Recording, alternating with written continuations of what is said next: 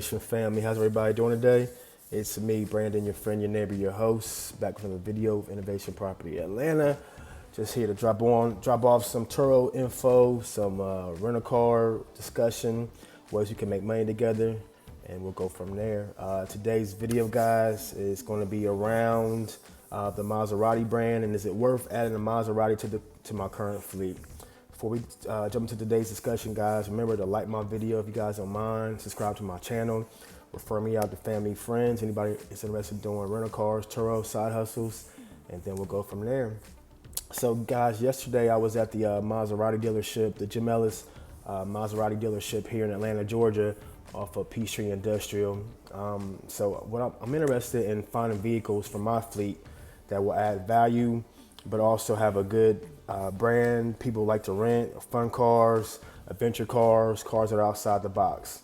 So some cars I've been thinking about, for example, is the Maserati Gimbly, the Maserati Levante, the Jaguar F-Type, maybe like another Corvette, because I want to have people pay top dollar for some of these cars that are considered to be air quote experience cars. Not everybody, especially in smaller markets or cities, don't even know what a Maserati is, or they may not have access to a Maserati dealership. So I'm kind of curious more about the Gimblys because they're cheaper cars that you can buy. Now on the service side, it's going to be pretty expensive to get serviced with parts and maintenance, but I have a pretty good mechanic and pretty good resources and vendors that I use for a lot of my outsourcing for getting my cars fixed. So I think I should be okay on the mechanical side as long as I do regular maintenance, oil changes or whatnot. So I'm interested in maybe dipping my toe in. So if you guys want to, excuse me, talk me off the ledge, now's the time to do it. So yesterday I test drove a 2014 Maserati Gimbly. It had about 80,000 miles on it.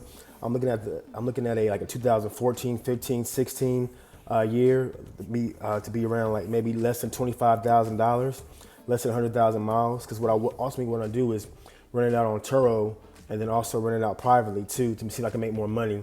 I think a Gimbly probably would do a day rate maybe like $100 on Turo, 125 privately, anywhere from $150, $200, depends on the day or the weekend.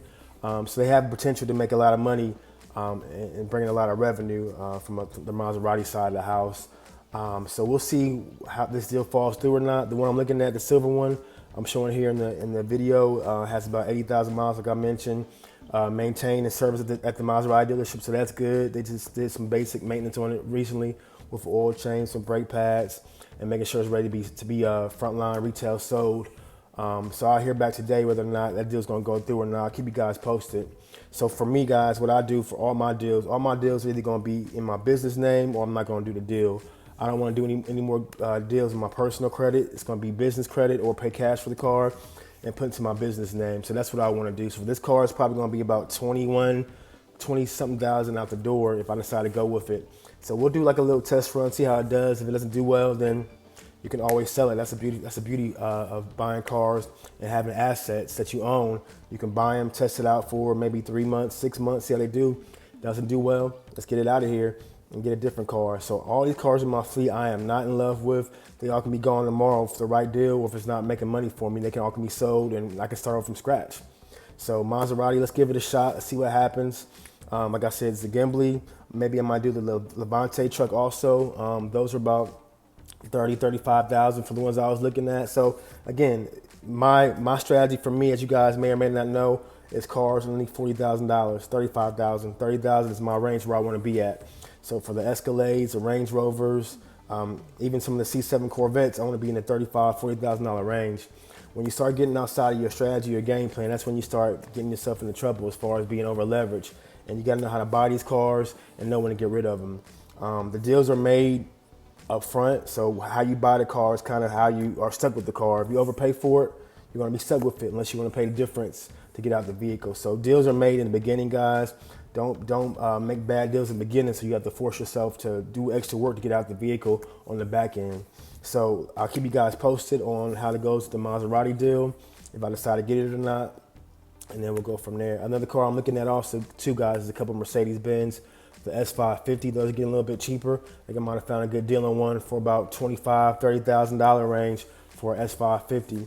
That I think might do okay on the private side. And then also I'm looking at a I'm looking at probably maybe like a Durango or a Jeep Grand Cherokee to add to the fleet for SUVs.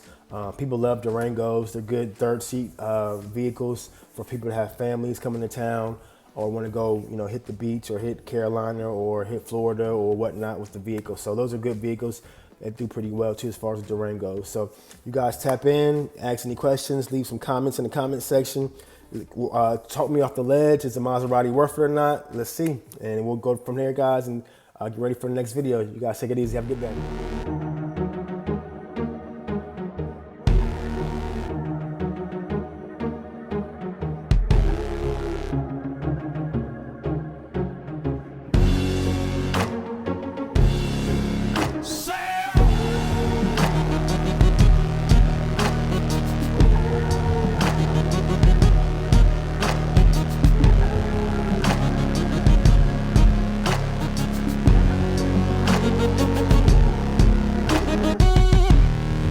This is how I show my love, oh, baby.